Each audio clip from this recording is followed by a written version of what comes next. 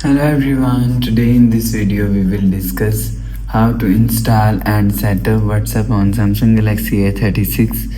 Let's start the video. First of all, go to app library. Here click on Play Store app. After click on Play Store app, click on search and search WhatsApp. Click on WhatsApp. If you want to install and set up WhatsApp, so select WhatsApp and click on here showing install. Click on install. After click on install, you will see after installing app is showing on your app screen. You will see WhatsApp is here. Click on WhatsApp and click on continue and agree.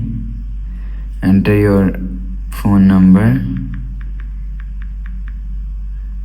and you will see after enter your phone number, enter your password and you will see your WhatsApp is set up. So that's how you can install and set up WhatsApp on Samsung Galaxy A36. If you like the video, please subscribe. Thanks for watching.